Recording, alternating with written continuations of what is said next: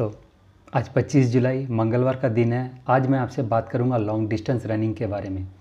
Long distance होता क्या है, कितना होना चाहिए एक रनर्स जो कि हाफ मैराथन या फुल मैराथन के लिए प्रिपेयर कर रहे हैं, उसका अप्रोच कैसा होना चाहिए, आपको क्या क्या चैलेंजेस आ सकते हैं, आप वो चैलेंजेस को कैसे ओवरकम करें, आप उसको प्लान कैसे करें, उसका एग्जीक्यूशन कैसे करें।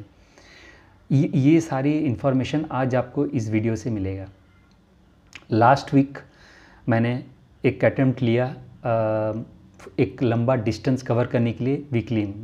Weekly mileage close to 120-130 kilometre करने की कोशिश की मैंने, क्योंकि मैंने फुल मैराथन पे रजिस्टर कर रखा है, हैदराबाद मैराथन, और ज़्यादा नहीं और 4 वीक्स बाकी हैं।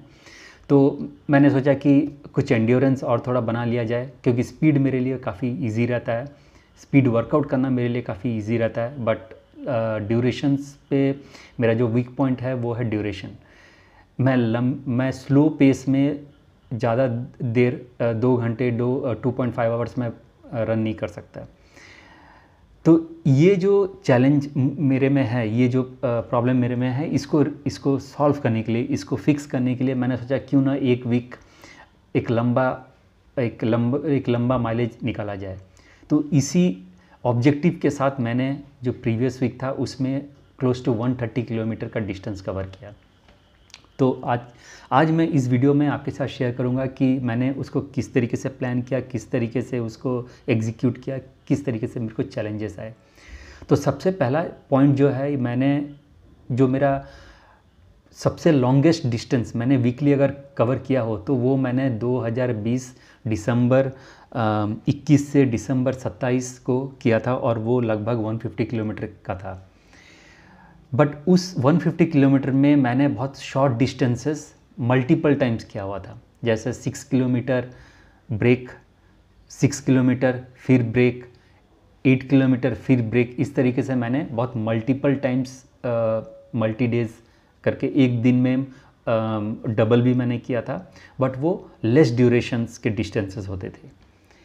जो मेरा सेकंड हाईएस्ट माइलेज वीक था वो था जुलाई 6 से जुलाई 12 2020 में, और वो मैंने 125 माइलेज किया था, 125 किलोमीटर मैंने किया था। तो और जो थर्ड जो था वो था जुलाई 12 से जुलाई 18 2021 में 122 किलोमीटर मैंने कवर किया था। बट ये तीनों जो वीकली किलोमीटर्स मैंने कवर किए लॉन्ग डिस्टेंस वीक, इसमें मैंने मल्टीपल रन्स किए शॉर्ट ड्यूरेशंस के। अगर आपको इंड्योरेंस बढ़ाना हो तो आपको बॉडी में, और you should be capable of running higher distances in any given day. इसका मतलब ये है कि जैसे अगर आपको 120 मान के चलिए अगर किलोमीटर अगर तय करना है वीक में, तो आप ज़्यादा से ज़्यादा किलोमीटर एवरी वीक कवर करो बिना ब्रेक के। तो आपका एक रन कम से कम 18-19 किलोमीटर होना चाहिए, दूसरा रन आपका 26-27 होना चाहिए, तीसरा रन आपका 21 किलोमीटर होना चाहिए, चौथा रन में भी 6 किलोमीटर से 5 किलोमीटर हो, but it should be of higher distance. तो ये आपने समझा क्या होता है लॉन्ग डिस्टेंस रनिंग। अच्छा, इसका यूसेज क्या है, व्हाई इज़ इट रिक्वायर्ड। ये आपको एंड्योरेंस बिल्ड करने के लिए बहुत इंपॉर्टेंट है। जब आप फुल मैराथन दौड़ते हो तो जनरली एक रनर्स 23, 24, 25, 26 किलोमीटर पे मीन्स बॉडी में चेंजेस आने स्टार्ट हो जाते हैं, फैटिग फील होता है, आपको लगेगा लंबा डिस्टेंस खींच रहा है, डिस्टेंस कवर ही नहीं हो रहा। तो ये जो फीलिंग है, इसको आपको दूर करने के लिए आपके अंदर एंड्योरेंस होना बहुत ज़रूरी है। और एंड्योरेंस बिल्ड करने के लिए आपको लॉन्ग डिस्टेंस रन करना पड़ेगा। आप 2-3 तरीके से लॉन्ग डिस्टेंस रन कर सकते हैं। या तो आप एक सिंगल रन लॉन्ग डिस्टेंस जाइए, या तो आप वीक में शॉर्ट डिस्टेंस करके लंबा ज़्यादा से ज़्यादा किलोमीटर दौड़िए। तो आपका वीकली जो माइलेज है वो आपका बढ़ना चाहिए। आपका वीकली माइलेज जब बढ़ेगा तो आपका मंथली माइलेज भी अकॉर्डिंगली वो बढ़ेगा। तो ये होता है आपका लॉन्ग रन।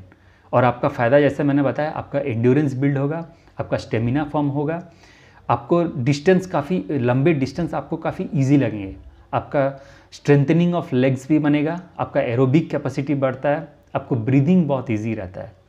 तो ये सारे इसके एडवांटेजेस हैं। तो मैं लास्ट वीक एक अटैम्प्ट लिया 130 किलोमीटर दौड़ने का। तो मैंने इसको किस तरीके से प्लान किया ये मैं आपके साथ शेयर करता हूँ नेक्स्ट। सबसे पहला मैंने क्या किया, इसको मैंने सोचा चलिए डबल रन करते हैं। डबल मतलब आपका मॉर्निंग में भी रन करेंगे, आप इवनिंग में भी करेंगे।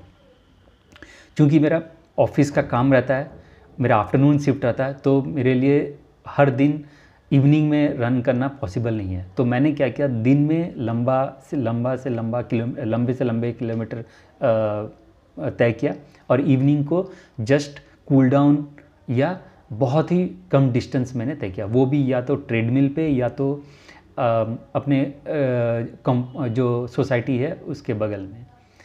बट जो मॉर्निंग का रन रहता था वो मेरा काफ़ी लंबा, वो BHL में रन करता था। तो आपको प्लान करने के लिए आपको अगर फर्स्ट टाइमर हो, अगर आप इस तरीके से अटेम्प्ट अगर नया ले रहे हो, तो आपको सेम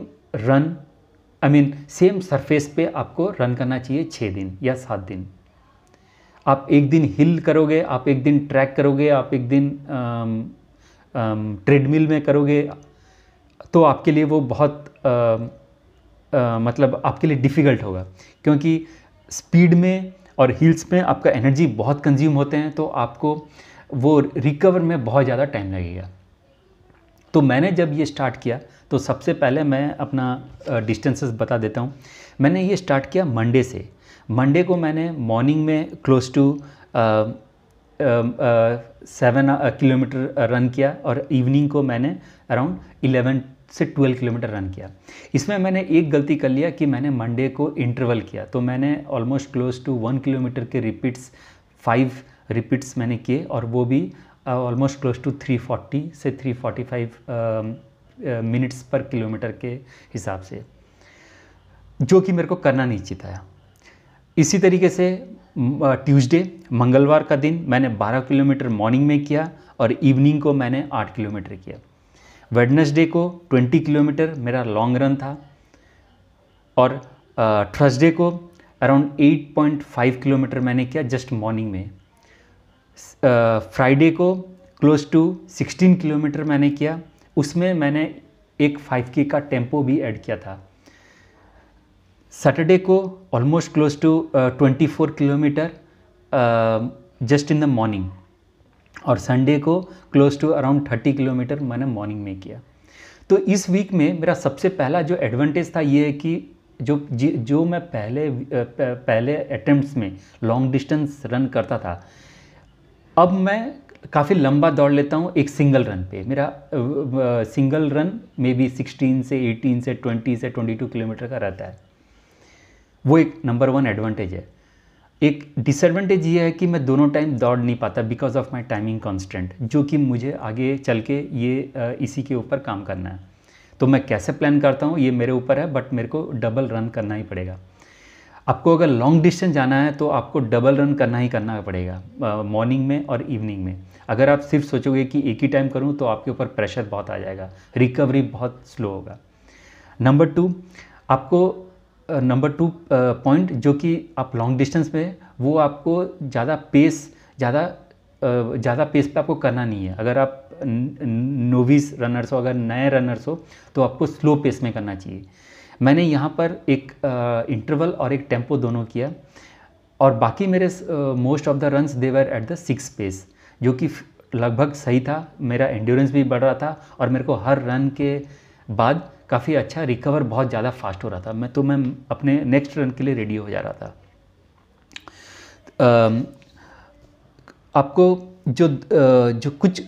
मैं आपको कुछ फैक्टर्स शेयर करूंगा जो कि विच आर इम्पॉर्टेंट फॉर, और जो कि आपके जो लॉन्ग रन्स को इम्पैक्ट करते हैं।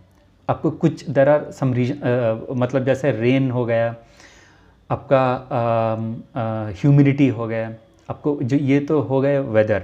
आपका दूसरा हो गया फूडिंग हैबिट्स। अगर आपका फूडिंग हैबिट्स अगर चेंज करते हो एक वीक में, तो आपका रन के ऊपर भी इम्पैक्ट पड़ता है। तो आप कोशिश करो सिंगल जो आप खाना खा रहे हो वही सेम खाना आप थ्रू आउट द वीक करो, ज़्यादा आपको वेरिएशंस लाना नहीं है। अपने एक दिन होटल में खाया, एक दिन घर पे खाया, एक दिन दावत खाए, तो आपको बहुत दिक्कत होगी। तीसरा होता है आपका वर्क शेड्यूल, वो बहुत ही इम्पॉर्टेंट है। अगर आपका ऑफिस अगर आप जा रहे हो, एक दिन आप देर रात काम कर रहे हो, एक दिन आप जल्दी घर आके काम कर रहे हो, तो उसमें आपका रन बहुत अफेक्ट होता है, क्योंकि आपको रिकवरी आपका सिमिलर यूनिफॉर्म नहीं रहता। क्योंकि यूनिफॉर्म नहीं रहता तो आपका दूसरे दिन जब आप रन करोगे तो वो आपका डिले होता जाएगा और आपका वो इम्पैक्ट होगा। चौथा है स्लीप और जो वर्क शेड्यूल्स मैंने बताया। और सबसे मेन इम्पॉर्टेंट ज़रूरी जो बात है वो है आपका स्लीपिंग हैबिट्स। अगर आपका नींद अगर सही टाइम पे नहीं हो रहा तो आपको नेक्स्ट डे जो रन रहता है वो आपका सही टाइम पे हो नहीं पाएगा।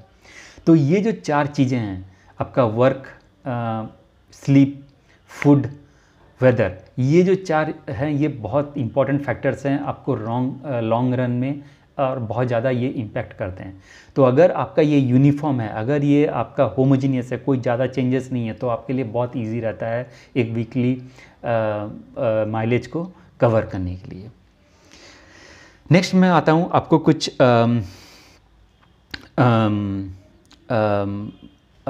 मेंटल प्रिपरेशन के बारे में बताऊंगा। सबसे पहला ये है कि आप ये जब कर रहे हो तो आपके दिमाग में कभी भी फैटिग नहीं आना चाहिए, आप उसको एंजॉय करना चाहिए। आपके दोनों टाइम रन रहेगा या सिंगल टाइम भी रहेगा, बट वो काफ़ी लंबा रहेगा। तो एक जो कॉमन जो थॉट्स दिमाग में आता रहता है कि ये डिस्टेंस ख़त्म ही नहीं हो रहा है, तो ये आपको इसलिए आता है क्योंकि आप इंजॉय नहीं कर रहे हो वो प्रोसेस को, आप वो रन्स को इंजॉय नहीं कर रहे हो। तो इसके लिए आपको वो डिस्टेंस, आपका वो टाइम और आपका जो पैशन है, ये आपका बहुत स्ट्रांग रहना चाहिए, आपका मेंटली बहुत स्ट्रांग रहना चाहिए, तभी आप डिस्टेंस को रन करोगे, इंजॉय कर सकते हो। दूसरा चीज़ है, अगर आपको कोई पार्टनर मिल जाए जो कि आप ही के लेवल के हों, तो उससे अच्छा बेहतर कुछ भी ऑप्शन नहीं है। इस लास्ट वीक में मैंने 3-4 लोगों के साथ रनिंग किया। मैंने नीरज के साथ रन किया, मैंने त्रिभुवन के साथ रन किया, एक टेम्पो रखा था, और सुधाकर के साथ BHL ग्रुप के साथ भी मैंने 2 लॉन्ग रन किया था। तो आप बात करके, आप इन एक्सपीरियंस शेयर करके आप ये डिस्टेंस कवर कर सकते हो। तीसरा जो पॉइंट है, ये आपको पेस के ऊपर ज़्यादा ध्यान देना नहीं है, आपको डिस्टेंस के ऊपर, आवर के ऊपर बहुत ज़्यादा, टाइम के ऊपर बहुत ज़्यादा आपको फोकस करना है। आपको ये सेट करना है कि मुझे 1 घंटा दौड़ना है, 2 घंटा दौड़ना है, 3 घंटा दौड़ना है, 4 घंटा दौड़ना है, मुझे 20 किलोमीटर दौड़ना है, 22 किलोमीटर दौड़ना है, 25 किलोमीटर दौड़ना है, ये आपके दिमाग में होना चाहिए। अगर आप फास्ट दौड़ोगे, मुझे 340 के पेस से दौड़ना है, मुझे 350 के पेस से मुझे इतने किलोमीटर दौड़ना है, तो आप उस दिन तो दौड़ लोगे, बट नेक्स्ट दिन आपका रिकवरी में टाइम लगेगा। तो इसके लिए आप क्या कर सकते हो, आप लॉन्ग डिस्टेंस पहले करो, उसके बाद आप दूसरा वीक पेस के ऊपर आप ध्यान दो, और उसके बाद आप थोड़े से मिक्स करके आप रन कर सकते हो। तो मैंने आपको ये जो ज़्यादातर इन्फॉर्मेशन बता दिया।